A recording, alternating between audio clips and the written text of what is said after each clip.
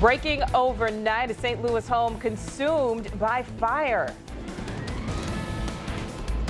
And the family of Michael Brown will take the city of Ferguson to court. We'll tell you the claim they're planning to make. It's a cold morning in St. Louis. Temperatures have dropped back into the 30s. We're talking frost this morning, but we're tracking rain as we head towards the weekend. Dubnyk got through it in. They scored! He never had control. You want to bottle this up and reopen it Friday night. The Blues bite back and send a very clear message to the Wild. Advantage us. You're watching News Channel 5, where the news comes first. Well, good Thursday morning to you. It is April 23rd. I'm Nicole Burley. And I'm Pat McGonigal. Thanks so much for starting your Thursday with us. How great was that? Yes. You know, after the game 3, everybody was, oh, the Blues stink. Now but everybody's feeling Blues good. are back, Scott. People are feeling good. Yeah, we are, and you know, they come back home tomorrow night, and it's going to be a little damp tomorrow night. We'll have some showers, maybe some rumbles of thunder, but it will be warmer tomorrow night. That's a good thing. Right now, it's not warm out there at all. Temperatures down into the 30s. We even have a little bit of breeze around St. Louis. You've seen some clouds, though, down to the south and southwest of town. That's actually helping you out just a little bit because it's keeping your temperatures up just a hair. Notice down in Salem right now, it is 41 degrees. So is Farmington with 36 in the Chesterfield Valley. Smartfield's 36 degrees. So is Effingham. Litchfield and Pittsfield at 35. Mount Vernon slid back to 32. So we do have some low to mid 30s out there this morning. We have some patches of frost that we're dealing with. We're at 39 officially at Lambert now, but there will be plenty of sunshine. And later today, we get back into the low and mid 60s, and it won't be quite as brisk as it was yesterday, albeit a chilly start this morning, Nicole. All right, well, coming up this morning, a big announcement from attorneys for Michael Brown's family. They have a big announcement involving the city of Ferguson. Yeah, we had been hearing that they were considering a civil lawsuit today. They will do that at the St. Louis County Courthouse in Clayton, and that is where John Henry is this morning. John, the Brown family is calling this a wrongful death lawsuit, right?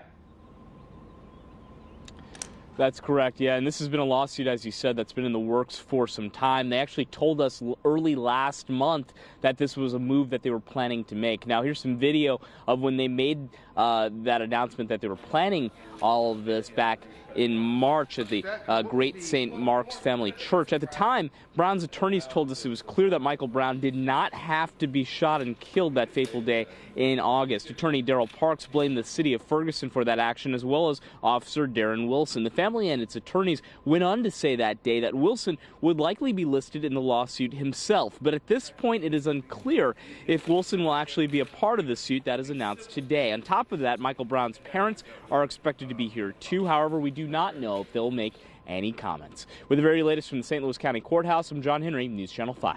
Thank you, John. Well, breaking overnight, look at this. Fire levels a 3-story building in North St. Louis. This is new video of the scene. Look at those flames. It's just a few blocks from the Stan Musial Veterans Memorial Bridge. We are told that building is vacant. The cause of the fire is under investigation.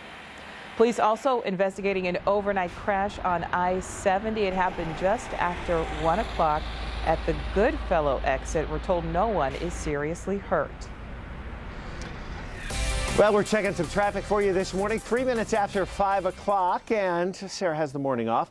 Looking at 70 here out at the St. Charles Rock Road, and things looking pretty good there. Traffic's been fairly light this morning. Haven't seen any reports of any accidents. Here's 270 at Gravois, and you're looking at that traffic there. Of course, once we get towards 6:30, 6:45, this area starts bogging down and getting heavy, but so far so good this morning around the St. Louis area. Here's a look at 64 and Lindbergh. Traffic looking pretty good this morning. Light traffic so far. We're in pretty good shape. We'll keep you updated throughout the morning. Okay, thanks a lot, Scott. Well, what a difference 48 hours can make. 2 days after an uninspiring and listless Game 3, the Blues look like they were on a mission from God in Game 4. Let's get right to it. 5.5 minutes in, and fourth liner Ryan Reeves lets one fly from way out. His first playoff goal gives the Note a 1-0 lead. Then less than 2 minutes later, look at this. Kevin Shattenkirk and Vladimir Tarasenko team up for another. It's 2-0 Blues. Let's fast forward 3 minutes. It's Shattenkirk again. Gets the puck to David Backes. That's another goal. And whatever the Wild were looking for, they didn't find it during intermission. 3.5 minutes in, and the Blues score again. Paul Stastny's first of the playoffs. The route is on. Shattenkirk would then help Tarasenko at his second of the night before the second period ended. That would give Shatty his playoff leading 7th point. Then Patrick Berglund would go unassisted. That's another goal. So goalie Devin Dubnyk will get the rest of the night off. Hit the showers, pal. Blues win 6-1. Without any further ado, here's Rennie Knott. The St. Louis Blues certainly set the tone early in Game 4. They came out hard and fast, just as they said they needed to. They scored 3 goals in the first period on 10 shots. And they had a funny feeling that it would be their night when Ryan Reeves on the 4th line scored that first one. Coming into today, we wanted to have a good start, and that was something we didn't have the last game. And obviously, to get 3 in the first period, that's a big confidence boost, and that was more like the way we know we can play. It's shooting pucks to the net. It's making the short and easy play, and good things seem to come of that. I think that's our game. That's our high watermark for the playoffs and maybe for the season of textbook 20 guys on the page doing the little things. You know, you want to bottle this up and reopen it Friday night late. Now, the unsung hero for the St. Louis Blues could be Jay Bouwmeester. He was a +4 on the night. Game 5 of the series will take place on Friday night at Scott Trade Center. Reporting from Minnesota, I'm Rennie Knott, News Channel 5 Sports. Thanks a lot, Rennie. It is now 5:06. Hey, the Cardinals were in action last night, too, and there was a mammoth shot you missed if you switched over from the Cards to watch the Blues. Oh, Yeah. and where red light cameras would not be allowed under a proposed Illinois law. And this morning in St. Louis, skies have been mostly clear. The wind settled down some overnight, and temperatures, well, they're downright cold. We have frost in a lot of spots this morning. Be prepared for it when you walk out the door. 9 minutes after 5 o'clock. Waking up, looking out over St. Louis this morning. You know, in town, probably not looking at as much frost as what we would be looking at once you get away from town, just simply the urban heat island effect. But you could still actually have some scattered frost, even in parts of town, especially if you're in a low spot and it's kind of open. But you know, you're getting some of these outlying areas this morning. We're talking temperatures down around 33, 35 degrees. Clouds, a little more of them down to the south and southwest of St. Louis. Look at Eureka coming in at 31 degrees. Cedar Hills at 32. Wentzville's 33. Alton's 37. Edwardsville's 36. Even though those numbers for the most part aren't below freezing, you can still have frost, and we'll be dealing with that this morning. A lot of sunshine, though. Temperatures work out of the 30s, back into the 50s, close to 60 by lunchtime. Low to mid-60s, Nicole, for highs today. Also, new information and several stories we've been following here in the Breaking News Center. An off-duty security guard shot while waiting for a bus has died. It happened Friday on North Newstead. 23-year-old Jerron Singleton was shot in his face and neck. Police say his service weapon was also missing from its holster. No arrests have been made. And charges have been filed in a deadly hit and run in Granite City. Police say 23-year-old Travis Crane was texting and driving when he hit and killed Mark Harris, then drove away. Harris was found lying along Route 203 Sunday. He graduated from Pattonville High School and played football at Quincy University. Crane's bond is $750,000. And investigators now say a space heater may be to blame for a fire at the Limp Brewery complex. We've learned firefighters found evidence a person had been living there, including space heaters and electrical cords. No one was hurt. Pat?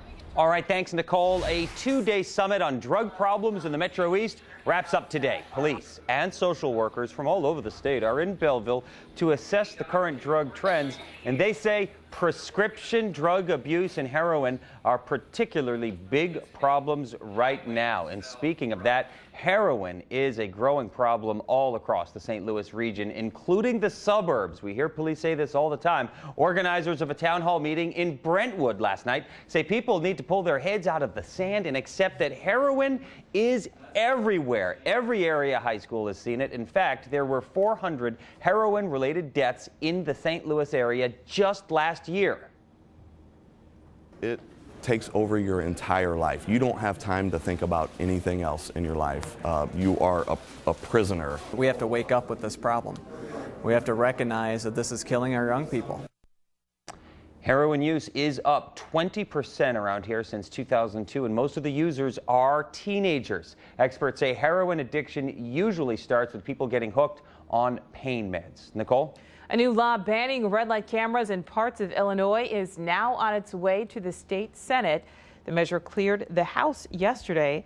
It would make red light cameras illegal in most towns with fewer than 25,000 people. The bill's sponsor says the cameras do more to generate revenue than make streets safer. And a new state audit slams the spending habits of Governor Jay Nixon. The report says he's using money budgeted for state agencies to cover office expenses. It also says the governor's office would have exceeded its budget by nearly $2 million over the past 3 years had it not shifted expenses to other agencies and delayed some payments. Right now it is 5:13, and if you watched the Blues last night instead of the Cardinals, no fault in that. It's playoff hockey and it's April baseball, but you did miss maybe one of the most impressive home runs by our Cardinals so far this year. That highlight is straight ahead. Plus, we're going to go to Busch Stadium. Heidi Klaus is crunching the numbers on all of the cured meats, but especially hot dogs. How many do they sell in a year? How would you even know? How many? Well, Heidi knows. Plus, it's considered one of Chile's most dangerous volcanoes. Look at that, and it's erupting. You have to see this amazing video. You see that lightning in there every once in a while? There's a few flashes of lightning with that. It's incredible. That's a big pyrocumulus cloud, too. That is awesome. Glad it's not outside our back door. We're talking about some frost, though, outside your door. You may actually have to scrape your windshield this morning. Yeah, it's April 23rd. Coming right back.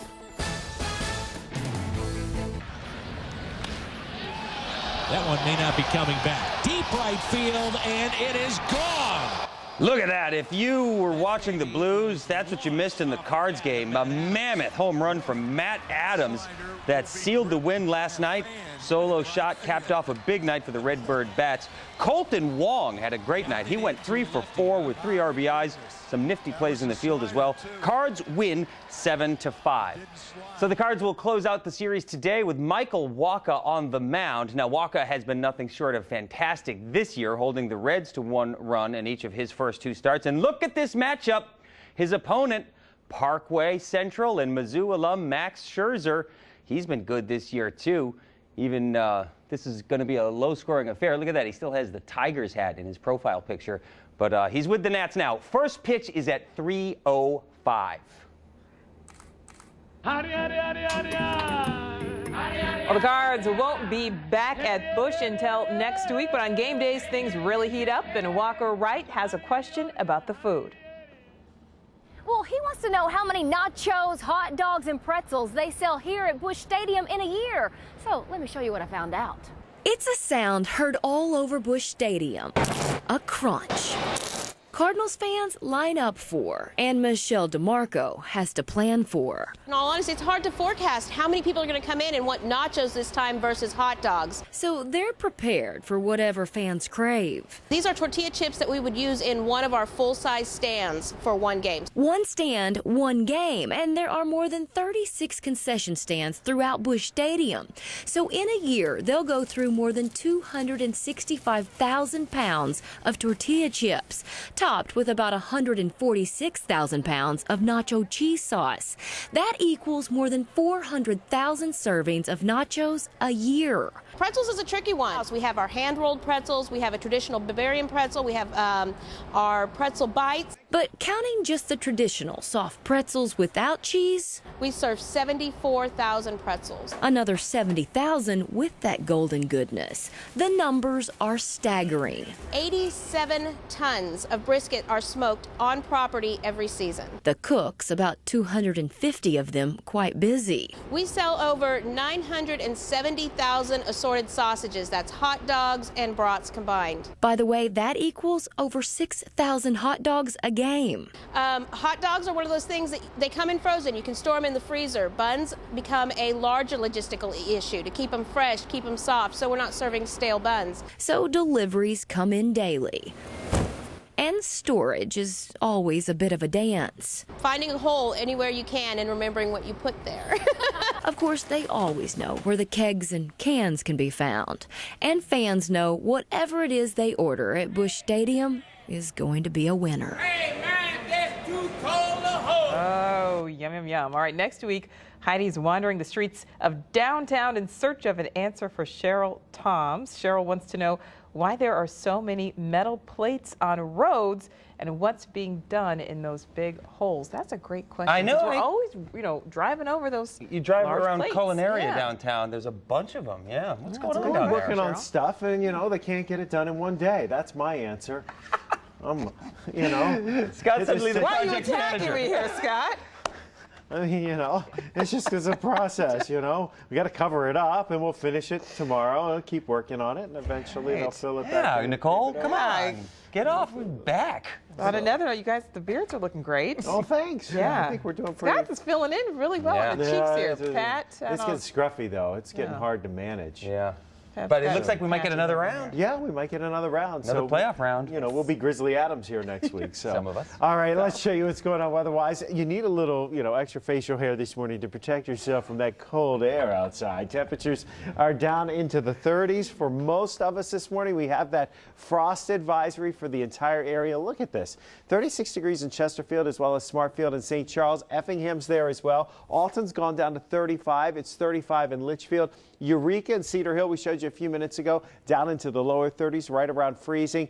So we are talking about frost across much of the area. Some of you have put out tomato plants and pepper plants.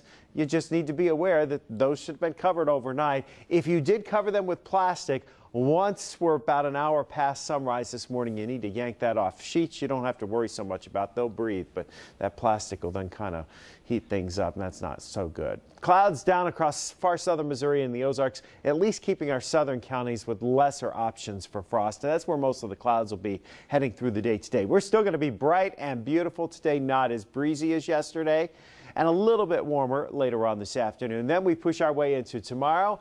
During the afternoon hours, our chances for showers increase. Storm Prediction Center is really targeting the area out to our west for later tomorrow into tomorrow night, especially Kansas into west central Missouri. That's the best chance for seeing some of those stronger storms. Some of them may try to drift towards us overnight, Friday night into Saturday, but the odds are we will not see widespread severe weather here. Just a slight chance, mainly west of St. Louis. Now, as far as today's forecast goes, it is bright. It's going to be beautiful despite the cold start. Temperatures a little warmer this afternoon and not as gusty on the winds. You'll still have a little bit of a breeze, but not nearly what we saw yesterday. So tomorrow the afternoon showers roll in. They'll continue into tomorrow night with some thunder mixed in there too. Showers and a few storms possible on Saturday. It's not an all-day rain scenario, but it's one that we'll have to contend with, especially for tomorrow night if you're coming down towards the Blues games. Should get a break on Sunday. I'll check some traffic for you this morning. Sarah has the morning off. So far, I haven't had any reports of any accidents or incidents really out there early this morning, so that's a good thing for you. We're starting it off with 64 and Spady, and things are looking pretty good there. We go in a little farther in towards Clayton, and really you got a good run here rolling on in, coming in from West St. Louis County and from St. Charles. Speaking of St. Charles, here's a look at Interstate 70 west of St. Charles Rock Road, and we're looking pretty good there as well. Traffic is starting to pick up just a little bit, 64 and 55 this morning. Traffic's picking up, but so far we all seem to be on the move, and on the move is a good thing. All right, thanks, Scott. Just about 5:24, and Heidi explained everything about the food at Busch Stadium. And now, Nicole, another of the world's great mysteries solved. We know the reason why mosquitoes feast on some of us, but then leave some of us alone. They love me, unfortunately. Well, the St. Louis County School District slashing millions from next year's budget. New this morning, what's on the chopping block? Rodney is 14 years old. He is a funny and charming little man. He probably is one of the funniest kids I've ever met. He is a skilled Uno player and will play for hours, and that's really one of the best ways to get to know him. If you break out that Uno deck, you're not leaving his house anytime soon. He is a huge WWE fan, so this was right up his alley to come here today and jump around and pretend he's body slamming people. So do you want to be a professional wrestler when you grow up? Yes, I do. And tell me why. It's awesome, just like flying around the cities, from city to city, especially Vegas. He is just an all-around great kid. He's friendly to everyone. I don't think he's met anyone who dislikes him. He overall is a hard worker. School is a struggle for him, but he works really hard at it and really wants to be the best at everything he can be. I like to dance. So his sister Shanti is 12 and she is our budding cosmetology student. In her foster home right now, she has all older foster siblings who are teaching her the ropes of hair and makeup and dressing cute, and she's eating it all up. She absolutely loves it, and that is her dream, is to go to cosmetology school and style the stars. So she is also a very sweet kiddo. Both of these kids have been through a lot, and to see their resilience on the other side of it has been pretty amazing. And this dynamic duo has a little wish. They'd like to go to the next WWE event. If you're interested in granting the little wish or maybe becoming a part of their lives, please call the Foster and Adoptive Care Coalition at 1-800-FOSTER-3. You can also find information online at KSDK.com. In today's tech segment, we are truly, Nicole, giving new meaning to the word convertible. Our consumer team's favorite bargain of the day. Check out these headphones. They have speakers built in, and they are on sale right now, less than $30 with free shipping. We have details on KSDK.com. So you can listen by yourself or then turn them around and be the life of the party. Or be really annoying to some people. It depends on your perspective. The Komen St. Louis Race for the Cure is coming up, and we want you to join News Channel 5 in the fight against breast cancer. You can join our team. Go to KSDK.com/race for the cure and get signed up. We look forward to seeing you at the starting line June 13th. You're watching News Channel 5, where the news comes. And a St. Louis County school needs to slash millions from its budget, what they're considering cutting. And if you turned in before the Blues took the ice, you will be kicking yourself this morning. The hottest team in hockey absolutely stunned, and Coach Ken Hitchcock got a little cocky after this game. Some of the brightest young minds around the world are in St. Louis for a robotic Super Bowl. You gotta see this. The reason St. Louis was chosen for the event. Wow, look at all those droids. Welcome back. It is now 5:30. I'm Pat McGonigal. And I am Nicole Verley. A happy Thursday to you. Finally, Scott, we're gonna have some consistent sunshine. Yes, a lot of sunshine today. But you know, we had sunshine yesterday, but we had that stiff breeze. We never even made it to 60 degrees yesterday. This morning, there are some clouds down to our south. This is helping with the frost scenario here from Rolla down towards Salem and into Ironton, kind of keeping you just a touch warmer there. But the rest of us have seen temperatures really drop off. Now down to 32 in Cedar Hill, 39 in Wildwood, although there are going to be spots from Wildwood to Manchester and Baldwin that are lower than that. 36 degrees in Ladue right now, as well as Smartfield and St. Charles. Alton's 35, Wentzville's 32. Washington, Missouri is coming in with 32 degrees as well. So this morning, we're in the 30s. We do have that frost advisory through 8 o'clock this morning. Lots of sunshine taking us through the course of this day. A few clouds here and there, especially later this afternoon. Most of it this morning, though, will be to our south. 53 at 10 o'clock, 60 by 1 o'clock, and 64 at 4 o'clock. That should be about our high temperature. We have the dry roads out there this morning. We haven't had any traffic problems to report across the area. We're checking on some cameras for you right now, and things are on the move. We're starting to pick up some volume, though, as you look at 270 here at Gravois. Yes, picking up the volume, but not bogged down just yet, so that's good news.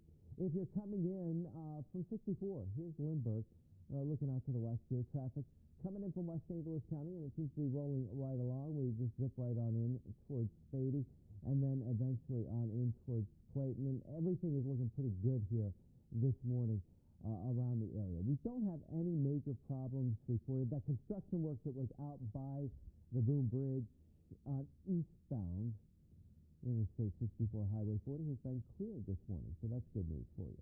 Okay, thanks, Scott. We can tell you that right now police are looking for the gunman who killed a student on the Job Corps campus in St. Louis. This happened around 6 o'clock last night. Now, witnesses tell police the victim was lying in bed when another student walked into his room and shot him in the chest.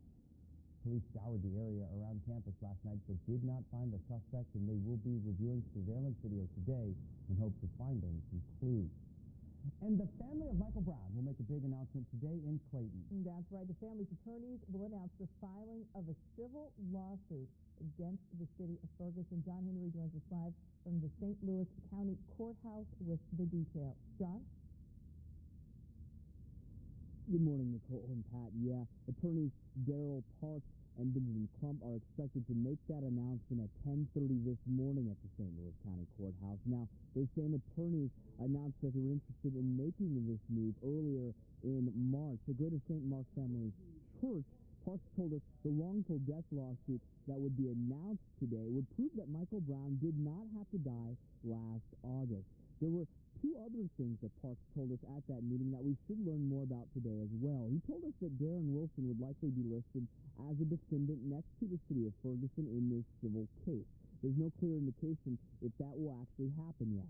He also told us that the Brown family would take a lower profile and would not be able to answer all the questions put in front of them by reporters due to their roles in this upcoming case. We'll see if that's actually the case later today when we cover this press conference. With the very latest from the St. Louis County Courthouse, I'm John Henry, News Channel 5. Thank you, John. We will get a better idea tonight what's being done to fix a failing school district in St. Louis. At a public hearing, Normandy school officials will lay out the latest plan to raise scores enough to regain accreditation. They also want to know what people in the community are willing to do to help. The hearing's at 6:30 at Lucas Crossing Elementary. And the Melville district says it's facing a budget crisis and needs to make cuts to next year's budget to save millions of dollars. And tonight, the school board will finalize what goes and what stays. Ryan Dean is live outside district headquarters in South St. Louis County this morning. Good morning, Ryan. Good morning, Nicole. This is a story we've been following for weeks. Parents coming together trying to think of ways to save teacher positions, also programs. But right now, the district says they are facing about an $8 million deficit. It looks like the plan currently is to cut that in half, so save about $4 million. Here's a chart that shows you what they're looking at. They're looking at making cuts about 40% to staff and 40% to technology. That's where they'll make the savings for that $4 million. Earlier this month, hundreds of parents met with the new superintendent to hear about the deficit. Some parents think a tax increase is needed. But that is something that has not been done in this district for about 30 years. District voters have actually said no to any tax increase since 1986. That is the very latest here outside the Melville district. I'm Ryan Dean, News Channel 5. You want to bottle this up and reopen it Friday night late. And truer words were never spoken, David Backus. The Blues Stanley Cup dreams very much alive this morning after they dominated the Minnesota Wild in Game 4 last night. Vladimir Tarasenko had 2 goals. Kevin Shattenkirk had 3 assists. And Jake Allen stopped 17 of the 18 shots that came at him. The Blues are 6-1 winners over the Wild. This series is now tied at 2 games apiece. Looks like we've joined the tournament now and we're dialed in. So we got home ice back, we're dialed into our game. Hopefully we're going to be hard to play against. When we're dialed in like this, we're not fun to play against. We are not fun to play against. Hitchcock there. Yeah. Now, I'm sure Coach Hitchcock is more excited than he's letting on because this one's all tied up. It's a new series. Game 5 tomorrow night at Scott Trade. And then Game 6 will be Sunday in Minnesota. But if we need a Game 7, Nicole, it will be back here in St. Louis next Wednesday. And that's so exciting. I love it that the series is now tied up. And here we go. All right, 5:37 right now. A lot more coming up. She has been waiting 56 days longer than her 7 predecessors combined. But today, the next Attorney General could finally get voted in. And those mosquitoes will soon be back. We have some research that could lead to some better repellent in the future. That's coming up on 540. Now we're looking out over St. Louis this morning. Pretty quiet start, but it is a frosty start for many of us. You may actually have to scrape some frost off your windshield this morning. Down to 39 degrees officially at Lambert. There are some spots in the outlying areas that are between 30 and 35 degrees this morning. So pretty chilly. We'll start in the 30s. We will get plenty of sunshine early this morning. That will eventually warm us back into the lower mid-60s this afternoon. Yesterday we had some gusty breezes. We're not going to have the winds as strong today, but we'll still have a little bit of a breeze out of the northwest at about 5 miles per hour. In fact, some of us are still looking at a little bit of a breeze this morning. All right, thanks, Scott. 5:40 now, and President Obama's pick to be the next Attorney General may finally get a confirmation vote today. Loretta Lynch has been waiting 56 days longer than the last 7 nominees combined, thanks to a political fight over tax dollars as well as abortion. Tracy Potts is following this story live from Capitol Hill. Good morning, Tracy. Hey, guys. Good morning. So it looks like she will finally come up for a vote after a couple of hours of debate this afternoon. That fight over abortion language in a human sex trafficking bill had nothing at all to do with Loretta Lynch. But Democrats objected. They didn't want to expand these abortion restrictions to new lines of money. Republicans said, fine, but unless you work this out with us, we're not even going to vote on Loretta Lynch. So finally yesterday, they were able to work out sort of a highly technical agreement to make sure that there's new money coming in that's not subject to that. The old money would stay in place. And now that they've worked that out, Republican leaders said, fine, now we'll vote on Loretta Lynch. So a preliminary vote today, a couple of hours of debate, and then a final vote sometime we expect later this afternoon. 5 Republicans have said they'll vote in favor of her, which would put her just over the 51 that she needs to be confirmed. And another big story, Tracy, it is sentencing day for former CIA Director David Petraeus, a story some people may have sort of forgotten about, but it sounds like he could avoid prison time, right? Yeah, it looks like he may not serve any jail time at all. 2 years probation and $40,000 in fines is what the plea deal is, we're told. That's less than half of the fine that he would have faced. And, of course, he could have had up to a year in jail for sharing government secrets. Things like the identities of covert officers, war strategy, all of it in a book that was confiscated by the FBI. He shared it with his biographer, who also turned out to be the woman he was having an affair with, Paula Broadwell. The FBI says he lied initially about sharing that information with her and has to pay for that. So he'll be in court today to face that sentence, and assuming that the judge goes along with the plea deal, he won't serve 1 day behind bars. All right, should be very interesting. Tracy Potts, live from Capitol Hill. Thanks for that. And we are following a developing story in Chile where evacuations have been ordered after a volcanic eruption. Look at this absolutely amazing video that shows the ash and smoke just swallowing the sky. Scientists say this is one of the most dangerous volcanoes of the country's 90 active volcanoes. It is pretty impressive. That's amazing. Isn't that crazy? Frighteningly amazing. I wouldn't want to be like right there, but yeah, and they have like 90 volcanoes that are active in Chile, so. And you were just saying that that's actually generating some lightning. Yeah, there's lightning in there. Pyrocumulus. Pyrocumulus clouds. That's your buzzword for the day. Yeah, there you Use go. it in conversation. 5:43, impress somebody or not. We are looking at a clear sky for most of us this morning. That means some patches of frost, but at least the roads are dry this morning. Yes, those roads are dry. We've had a pretty good commute so far this week. I've got my traffic hat on, and I'll lead you on a tour around town right after the break. Welcome back. We have new information in 3 stories we've been following out here in our breaking news center. Police have identified a man shot to death in North St. Louis on Wednesday. The body of 20-year-old Ezell Walker was found lying in a yard on Northland at around 3 a.m. Investigators say he was shot in the head. No word yet on a suspect or what led up to that shooting. And police now have a person of interest in a deadly shooting in Berkeley. This happened just after noon on Wednesday on Biziak, just east of Lambert Airport, as you see on the map. Investigators tell us the victim was shot at least 5 times. They say this was not random.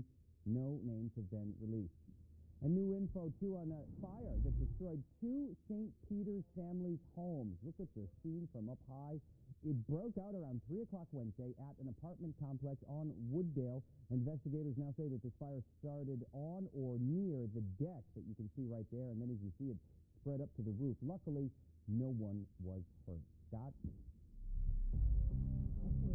With Bree first with some traffic updates. So we've got 2 meteorologists doing 2 jobs this morning. All right. Unfortunately, our commute has been pretty good this week until now. It's not terrible. But this is actually one of our photojournalists, Andy Broadway. He's live on the scene in Alton right now. So folks in Alton, Illinois, heads up, this may impact you. We can clearly see that there are some emergency personnel here. There's a vehicle that's been damaged. It's an accident also involving an 18-wheeler. This is at Highway 67 and 20th. We're working to gather more information. You saw the vehicle there, fire department on scene, and then here's the 18-wheeler that was involved in this accident as well. So that's the information we have right now. It's Highway 67 and 20th. So if that is a part of your commute, I'd go ahead and encourage you to avoid that. Elsewhere, so far, so good. So we'll keep an eye on all of our roadways and work to gather more information on the situation in Alton. For now, Nicole, let's send it back to you. All right, some new information this morning on why mosquitoes seem to love some of us and ignore everyone else. Researchers say it's all about genetics. Our genes control our body odor, and some people put out the smell that's more enticing to mosquitoes. The research may one day lead to better mosquito repellents. Let's hope so, because apparently I smell like mosquito catnip because they love me. And it sounds like, Bree, they love you too. They love me, Scott. Well, and I just deep myself up, the 100% deep, and then go out into bed. Yeah. So I smell of deep. Yeah, you smell of deep. Yeah, and I don't guess they don't like that. All right, let's tell you what's going on right now. We are talking about that frost advisory. Here's the deal. It's cold. This isn't cold enough where the mosquitoes won't be out. Doggone it. It won't do anything to them. They're just kind of hiding out there this morning, and they'll pop back out once it warms back up. Have you noticed how the bugs are already starting to show up? And just everywhere out of the blue. It's 35 degrees in Alton right now, 36 in the Chesterfield Valley. Sullivan's 38 degrees. Now you get down towards Salem, it's 40. We saw Farmington drop back off, though, as the clouds kind of thinned out a little bit. Look at Mount Vernon down to 34 degrees, Effingham's 35. So frost this morning, especially once you get away from town, certainly has the potential to be causing some problems, especially if you already put out your garden with, let's say tomatoes and pepper plants, things that are very sensitive. If you put out impatiens, they do not like frost at all. Most of the clouds today will be high-thin clouds down to the south of St. Louis. They'll tend towards thinning out. We have bright sunshine today, a clear evening, but clouds will increase later tonight. Here you go into tomorrow with some showers rolling in during the afternoon. May get a little break in the evening, but some more showers and thunderstorms tomorrow night on into Saturday. Potentially, we may actually see some of the stronger storms drift in from western Missouri. The focus for the more intense storms for tomorrow into tomorrow night should be west of St. Louis, and more likely it's going to stay out in western Missouri. Then it shifts farther south as we head into Saturday, but we could still hear a few rumbles of thunder around on Saturday. It's not a continuous rain, though. Hopefully, we'll be able to time it so that at the Blues game, we will end up with at least a little break as everybody heads down tomorrow night towards Scott Trade. 64 today. We're looking at a bright, beautiful, sunny day. The robotic Super Bowl is in town. The reason organizers think St. Louis is the perfect place to hold an international championship. We've learned construction will start next Wednesday on the new Museum and Visitor Center at the Arch. The old museum closed earlier this year. The new one, which will tell the story of westward expansion in a new way, will be much larger. You'll also have to walk through it when you go into the Arch. The new museum should open in about 2 years. Well, some of the brightest young minds from all around the world are here in St. Louis for a robotics championship. This is so cool. These robots weigh 120 pounds, and they were built in just 6 weeks by these students. Dana Dean is live inside America's Center downtown with more on an event that's known as the FIRST Championship. Dana?